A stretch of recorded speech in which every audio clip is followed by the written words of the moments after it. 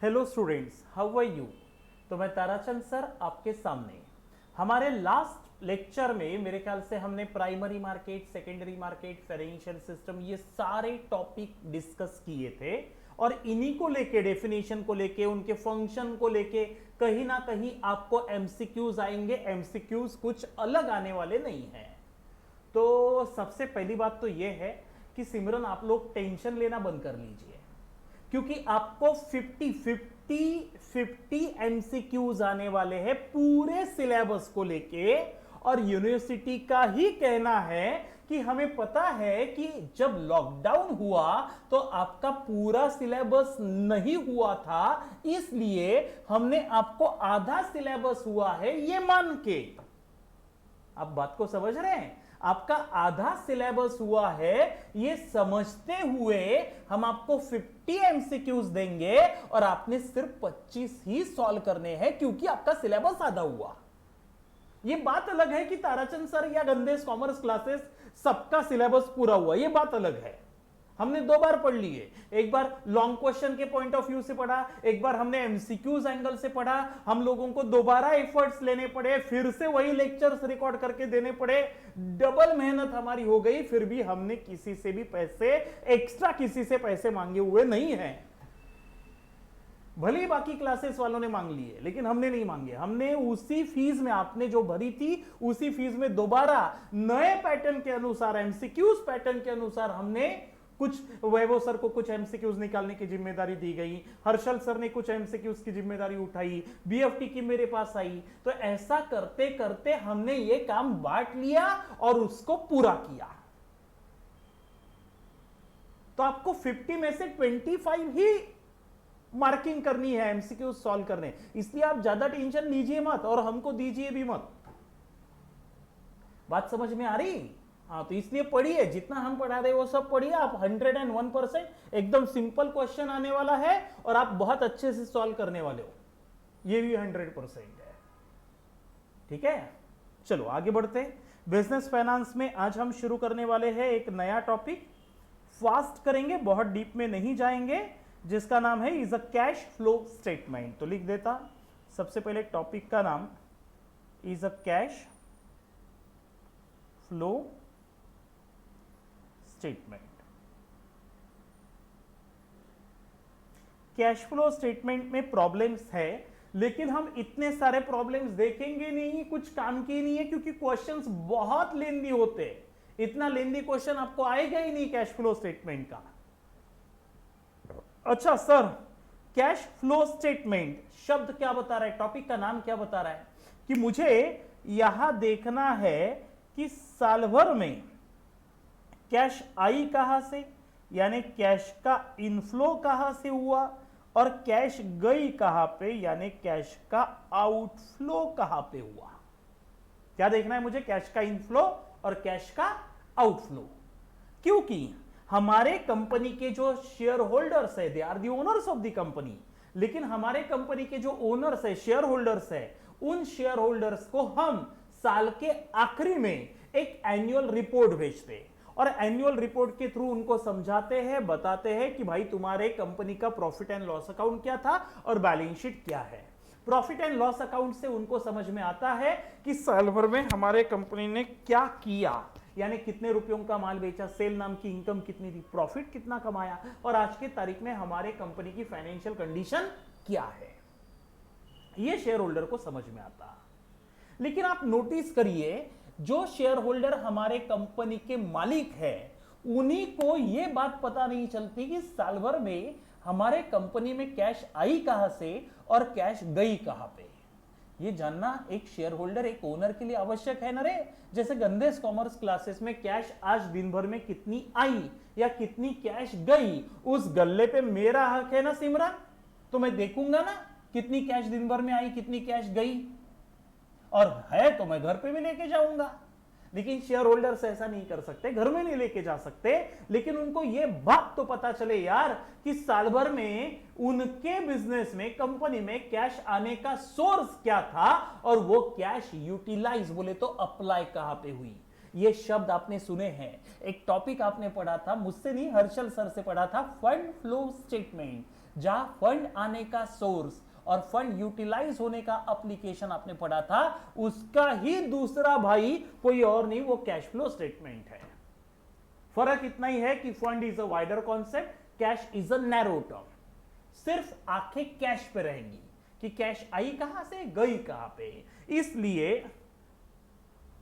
Cash flow statement बनाना और बना के शेयर होल्डर को भेजना अब कंपनियों के लिए यह आवश्यक हो चुका है।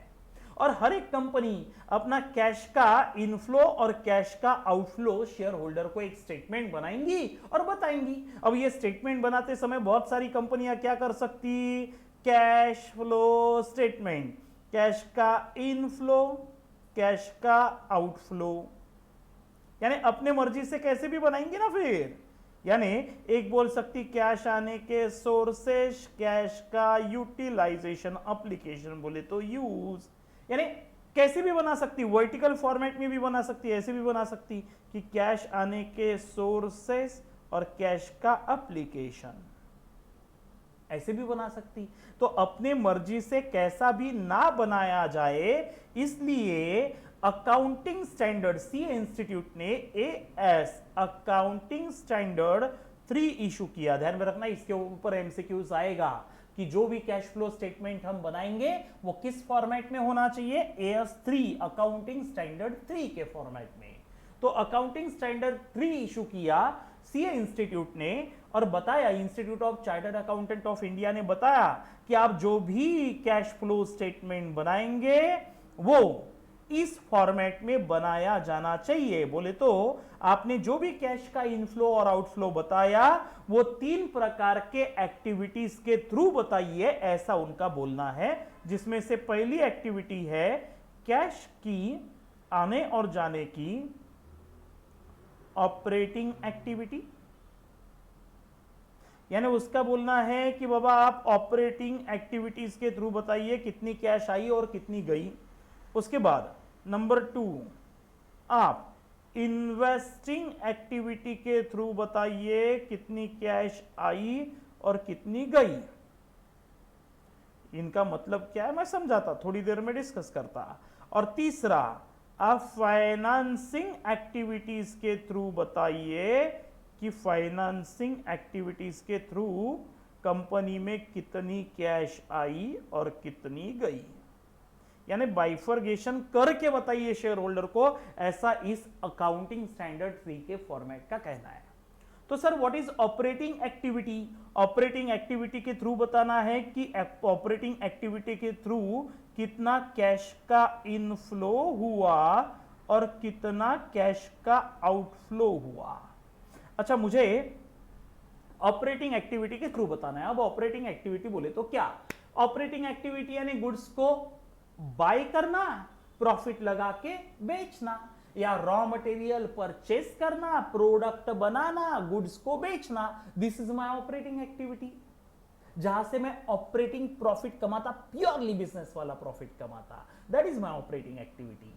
तो ऑपरेटिंग एक्टिविटी में कौन कौन से एक्टिविटीज के थ्रू कैश आएगी या जाएगी सर? जैसे कि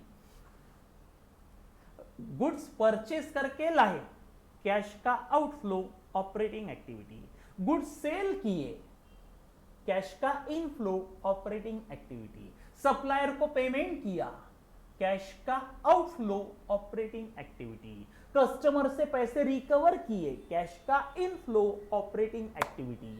अच्छा, मेरे बिल्डिंग का रेंट दिया, ऑपरेटिंग एक्टिविटी। एडवर्टीजमेंट का पेमेंट किया, ऑपरेटिंग एक्टिविटी। इंश्योरेंस का पेमेंट किया, ऑपरेटिंग एक्टिविटी। इलेक्ट्रिसिटी बिल भरा, ऑपरेटिंग एक्टिविटी में कैश का आउटफ्लो। स्टेशनरी खरीद के लाई, ऑपरेटिंग एक्टिविटी में कैश का आउटफ्लो। बात समझ में आ रही? तो ये सारे के सारे कैश का इनफ्लो आउटफ्लो था, और ये सारी एक्टिविटीज ऐसी एक्टिविटी थी जो कहीं ना कहीं ऑपरेटिंग से बिलोंग करती है। अब जब दूसरी तीसरी समझेंगे ना, तब आपको डिफरेंस अपने आप समझ में आ जाएगा। अब मुझे देखना है कि कंपनी में इन्वेस्टिंग एक्टिविटीज के थ्रू कैसे कैश का इनफ्लो और कैसे कैश का आउटफ्लो होता है। अच्छा, इन्वेस्टिंग एक्टिविटी, जैसे कि मैंने अपना पैसा, शब्द बराबर सुनना, मैंने अपना पैसा इन्वेस्ट करके बिल्डिंग परचेस की, यानी मैंने अपना पैसा इन्वेस्ट किया, इन्वेस्टिंग एक्टिविटी। अच्छा, बिल्डिंग सेल की, कैश का इनफ्लो। कैसे? जो इन्वेस्टमेंट किया था उसे सिमरन मैंने डिसइन्वेस्ट किया, तो कैश का इनफ्लो कौन से एक्टिविटी से? डिसइन्वेस्टमेंट यानी इन्वेस्टिंग एक्टिविटी से। अच्छा, मैंने मशीन खरीदी, कैश का आउटफ्लो, इन्वेस्टिंग एक्टिविटी। अच्छा, मैंने इन्वेस्टमेंट खरीदी, अब तो इन्वेस्टमेंट शक्ल ही बता रही हूं उसकी, कैश का आउटफ्लो, इन्वेस्टिंग एक्टिविटी। अच्छा, मैंने मशीन बेची, कैश का इनफ्लो आएगा इन्वेस्टिंग एक्टिविटी से। यानी आप बात को समझ रहे हैं, इन्वेस्टिंग, जहां मैंने पैसा अपना इन्वेस्ट करके रखा है। अच्छा, प्लांट खरीदा, इन्वेस्टिंग एक्टिविटी। प्लांट बेचा, इन्वेस्टिंग एक्टिविटी। मोटर कार खरीदी बिजनेस के लिए, इन्वेस्टिंग एक्टिविटी। मोटर कार बेची, इन्वेस्टिंग एक्टिविटी। बात समझ रहे हैं? हाँ, चलो आगे। उसके बाद फाइनेंसिंग एक्टिविटी से कैश का इनफ्लो या फिर कैश का आउटफ्लो। सर अब ये क्या है? तो फाइनेंसिंग एक्टिविटी, एक मिनट, हाँ,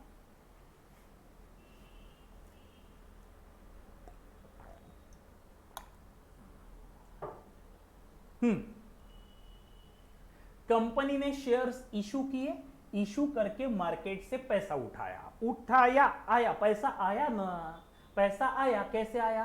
पैसा आया शेयर्स इशू करके पैसा आया, यानी मैंने अपने बिजनेस को क्या करवाया? फाइनेंस करवाया। मैंने डिबेंचर इशू किया और मार्केट से पैसा उठाया, कैश का इनफ्लो। अच्छा, डिबेंचर इशू करके पैसा उठाया, तो कैश का इनफ्लो कौन से एक्टिविटी से? फाइनेंसिंग एक्टिविटी से। अच्छा, 10 साल के लिए डिबेंचर इशू किया और 10 साल बाद प्रॉमिस किया हम आपके डिबेंचर का पैसा रिडीम करेंगे, बोले तो लौटाएंगे। 10 साल हो गए, रिडेम्पशन ऑफ डिबेंचर, कैश का आउटफ्लो। कौन सी एक्टिविटी में कैश गई, घुस गई? Financing activity. अच्छा, उसके बाद मैंने बैंक से लोन लिया, कैश का इनफ्लो, फाइनेंसिंग एक्टिविटी। लोन लिया यानी बिजनेस को फाइनेंस करवाया ना बे। हाँ, उसके बाद मैंने लिए हुए लोन के ऊपर इंटरेस्ट दिया, दिया तो कैश का आउटफ्लो कौन से एक्टिविटीज में गई? Cash, financing. अच्छा, उसके बाद मैंने इंटरेस्ट ऑन डिवेंचर दिया, कैश का आउटफ्लो, फाइनेंसिंग। अच्छा, शेयर होल्डर को डिविडेंड बांटा। डिविडेंड क्यों बांटा? क्योंकि मैंने शेयर्स इशू करके पैसा लिया था, सो बदले में डिविडेंड दूंगा, कैश का outflow, investing activity. Share holder को देंगे ना जिनसे पैसा लिया था धंधा करने के लिए। सही है? उसके बाद तो आपको बात समझ गई, डिफरेंस समझ में आ गया। बिल्डिंग खरीदना, बिल्डिंग को बेचना, इन्वेस्टिंग एक्टिविटी। अच्छा, शेयर्स इशू करके पैसे उठाना, लोन लेना, डिबेंचर इशू करके पैसे उठाना या लोन लौटाना, फाइनेंसिंग एक्टिविटी। देन कस्टमर से रिकवरी करना, गुड्स को सेल करना, गुड्स को परचेस करना, इंश्योरेंस पे करना, स्टेशनरी पे करना, देन इलेक्ट्रिसिटी पे करना, ऑपरेटिंग एक्टिविटी जो बिजनेस ऑपरेट करने के लिए आवश्यक है। ऐसे इसमें कैश का जाना या वहां से कैश का आना। समझ गया? तो ये रहे आपके 3 एक्टिविटीज। तो अकाउंटिंग स्टैंडर्ड 3 का कहना है कि आप इन 3 एक्टिविटीज के थ्रू कैश का इनफ्लो और कैश का आउटफ्लो शेयर होल्डर को बताइए। तो कुछ डिस्कशन मैंने यहां लिया हुआ है, अगर आप पढ़ोगे तो आपको बराबर ध्यान में आएगा। ऑपरेटिंग एक्टिविटी से कैश का इनफ्लो और कैश का outflow, cash sale, cash received from debtor, cash received from commission and fees, then royalty received, ये कैश का इनफ्लो फ्रॉम ऑपरेटिंग एक्टिविटीज। ठीक है ना? उसके बाद कैश में गुड्स को परचेस किया, क्रेडिटर्स को पेमेंट किया, ऑपरेटिंग एक्सपेंस यानी ऐसे expense which are required to operate business activities, ratio में पढ़ा चुका हूं। ठीक है? Then payment of wages, labour को दिया, इनकम टैक्स पे किया, this is a cash outflow from operating activities. अच्छा, इन्वेस्टिंग में कौन कौन सी सर? कैश का आना, फिक्स असेट को बेचना जैसे कि plant, machine, motor car etcetera. अच्छा, इन्वेस्टमेंट बेचना या परचेस नहीं, परचेस करना तो आउटफ्लो कहलाएगा ना। हाँ, अच्छा, मैंने बिल्डिंग खरीदी, खरीदे हुए बिल्डिंग के ऊपर, बिल्डिंग खरीदे यानी अपना पैसा इन्वेस्ट किया, purchase of fix asset, cash का आउटफ्लो। अच्छा, उसके ऊपर मुझे रेंट मिला, तो रेंट मिला तो ये मत बोलना बिजनेस ऑपरेट करके रेंट कमाया, is not my operating activity. Goods बेच के कमाना, that is my operating activity. तो बिल्डिंग खरीदी, बिल्डिंग का एक पार्ट किराए पे चढ़ाया और रेंट का मिलना, कैश का इनफ्लो। लेकिन कौन से एक्टिविटी से? इन्वेस्टिंग एक्टिविटी से, तो दैट इज रेंट रिसीव्ड। ठीक है? Then purchase of investment, cash का आउटफ्लो, इन्वेस्टिंग एक्टिविटी, इंटरेस्ट मिलना, मैंने इन्वेस्टमेंट खरीदी तो इंटरेस्ट मिलेगा, मैंने शेयर्स खरीदे तो मुझे डिविडेंड मिलेगा, दूंगा नहीं, मिलेगा, डिविडेंड मिला, पैसा इन्वेस्ट किया था इसलिए मिला। डिवेंचर मैंने खरीदे, खरीदे खरीदे इशू किए तो फाइनेंसिंग एक्टिविटी, मैंने खरीदे, खरीदे यानी पैसों का इन्वेस्टमेंट किया, उसके ऊपर इंटरेस्ट मिला, डिविडेंड मिला, तो दैट इज कैश का inflow from operating activity, sorry investing activity. समझा? चलो नीचे फाइनेंसिंग में देखते हैं। शेयर्स इशू किए और मेरे पास पैसा आया, शेयर्स इशू किए और मैंने मार्केट से पैसा उठाया यानी अपने बिजनेस को फाइनेंस करवाया, फाइनेंसिंग एक्टिविटी कैश का इनफ्लो। फिर डिबेंचर इशू करके मार्केट से पैसा उठाया, कैश का इनफ्लो, फाइनेंसिंग एक्टिविटी। उसके बाद proceed from long term borrowings, बोले तो बैंक से लोन लिया, कैश का इनफ्लो, कैसे क्या, फाइनेंसिंग एक्टिविटी से कैश आई। देन लोन का रीपेमेंट किया, कैश का आउटफ्लो, कौन से एक्टिविटीज में घुस गई cash, financing activity. Redemption of preference share या डिबेंचर, इनका रीपेमेंट किया। बायबैक ऑफ इक्विटी शेयर्स, ये बायबैक यानी क्या, buyback means repurchase of its own share, existing share holder से खुद के शेयर खुद ही खरीद डालना और मार्केट प्राइस में उनको पेमेंट करना, that is called as buyback of share. तो that is also financing activity, क्योंकि मैं क्या कर रहा, एक प्रकार से रिडेम्पशन ही कर रहा ना शेयर्स का। तो repayment, payment of dividend, share holder को डिविडेंड बांटना या इंटरेस्ट देना, कैश का आउटफ्लो, और कौन से एक्टिविटीज में घुस गई कैश, फाइनेंसिंग एक्टिविटीज में घुस गई। अब इन सारे एक्टिविटीज को डिस्कस करने के लिए मैंने ये इलुस्ट्रेशन दिया हुआ है, आप इससे डिस्कस करिए, आप खुद सॉल्व करिए, और जो ना समझे वो मेरे से पूछिए, अपन सॉल्व करेंगे, उसे डिस्कस करेंगे। कुछ भी जो भी नहीं समझा आप व्हाट्सएप करके मुझे पूछिए, मैं आंसर दूंगा आपको, ठीक है। तो इस प्रकार से ये एकदम छोटा सा टॉपिक है, ज्यादा न्यूमेरिकल्स में आपको जाने की आवश्यकता नहीं है। अब अकाउंटिंग स्टैंडर्ड का फॉर्मेट कैसे होता है मैं ये आपको समझा देता। AS3, ठीक है। तो सबसे पहले AS3 का फॉर्मेट कुछ ऐसा रहेगा।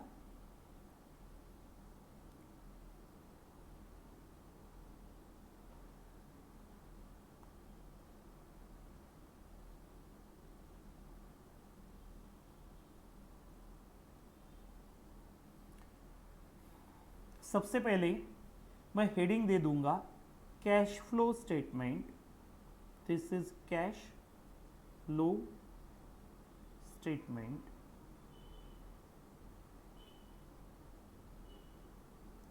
एज पर AS3, ठीक है। पहला कॉलम पर्टिकुलर्स,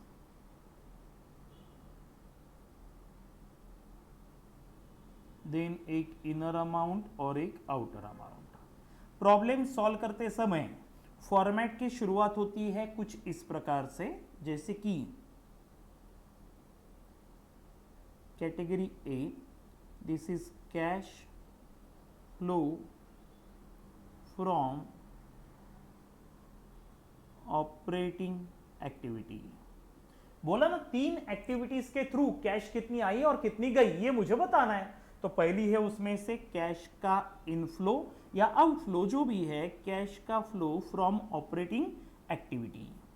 अच्छा, अब इसमें कैसे निकालेंगे सर? तो कैश कितनी आई या कितनी गई, बिजनेस को ऑपरेट करके कितनी आई या कितनी गई, ये अगर बताना है तो सबसे पहले स्टार्टिंग पॉइंट लेना पड़ेगा प्रॉफिट। मैंने प्रॉफिट कमाया यानी मेरे पास नेट कैश आई ना रे, नेट कैश आई ना। हाँ, तो इसलिए प्रॉफिट फ्रॉम, सबसे पहले लेंगे profit before tax and extra ordinary items. Before tax, tax पे करने से पहले वाला प्रॉफिट मुझे चाहिए, ठीक है।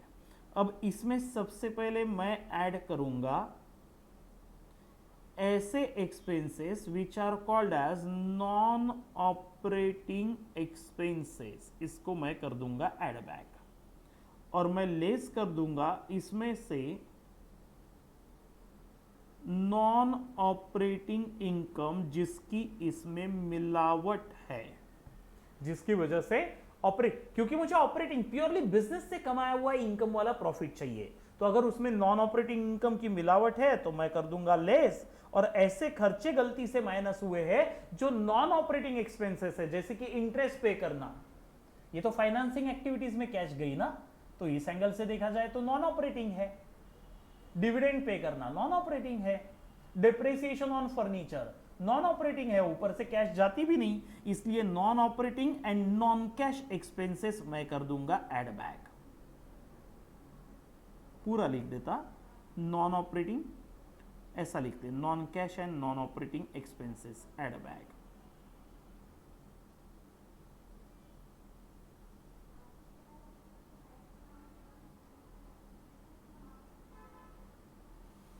ठीक है, क्योंकि प्रॉफिट कम दिख रहा है, और non cash and non operating income मैं कर दूंगा लेस।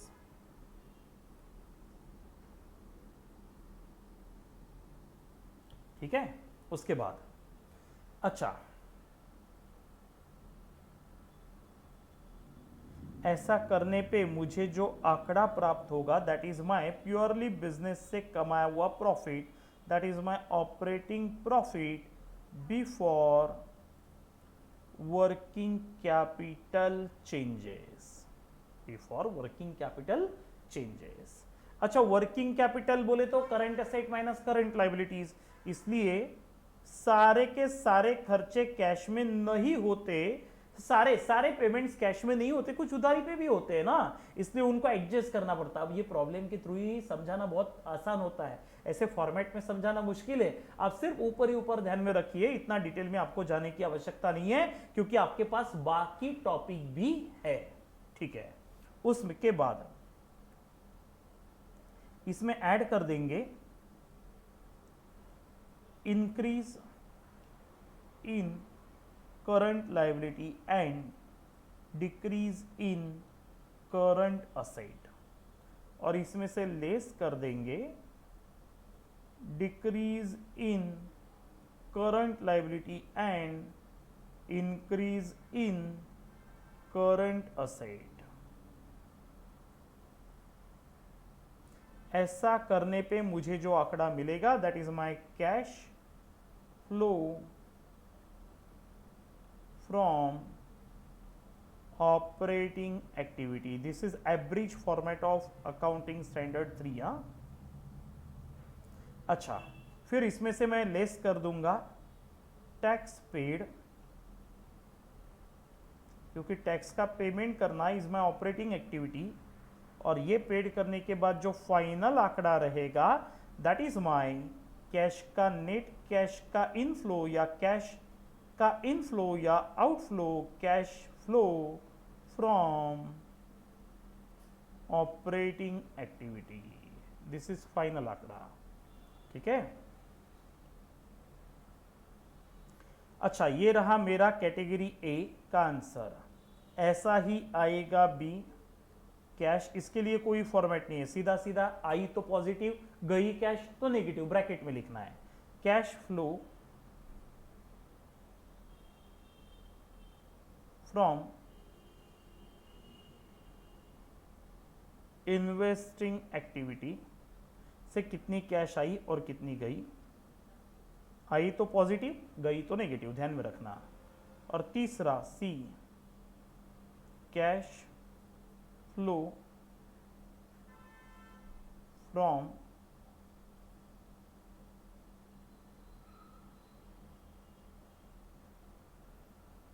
Financing activity. ठीक है, ऐसे 3 एक्टिविटीज का मिला के जितनी भी कैश आएगी उसे बोला जाएगा नेट कैश आई, यानी इंक्रीज और decrease in cash oblique cash equivalent. Cash equivalent बोले तो जो कैश नहीं है लेकिन इक्विवेलेंट टू कैश है, जैसे कि मार्केटेबल सिक्योरिटीज, बैंक में पड़ा हुआ bank balance, then government securities, ये सारी की सारी इक्विवेलेंट टू कैश है। तो net increase oblique decrease in cash oblique cash equivalents इसमें ऐड करेंगे पिछले साल की क्लोजिंग और इस साल की opening cash oblique cash equivalents, तब जाके मुझे मिलेगा इस साल का closing cash oblique cash equivalents. ठीक है, तो this is the average format of AS3 cash number 1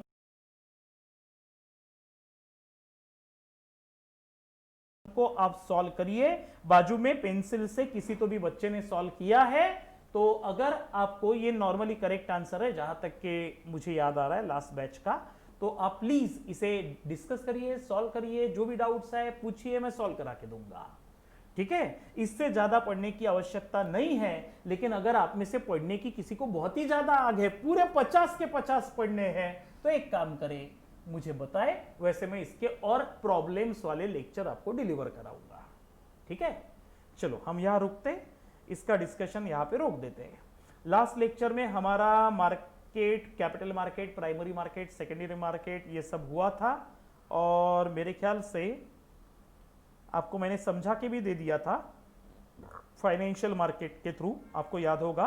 तो उस मनी मार्केट के फीचर्स, प्राइमरी मार्केट के फीचर्स, उसका डिफरेंस, ये थोड़ा सा आप पढ़ के देखिए, थोड़ा सा पढ़िए, नहीं समझा तो बताइए, मैं समझा के दूंगा फिर से। ठीक है, यहां हम रुकते, मिलेंगे आगे के लेक्चर्स में, तो तब तक के tata, bye bye, thank you. आप बिल्कुल टेंशन मत लीजिए, एकदम सिंपल पेपर आने वाला है, क्योंकि नागपुर यूनिवर्सिटी फॉर्मेलिटी के तौर पे एग्जाम ले रही है, ये आप समझ लो। इसलिए 25 ही सॉल्व करने हैं, 50 में से न रे, 50 में से 25 सॉल्व करने हैं, इसलिए ज्यादा टेंशन मत लीजिए आप। ठीक है, चलो हम यहां रुकते, tata, bye bye, thank you.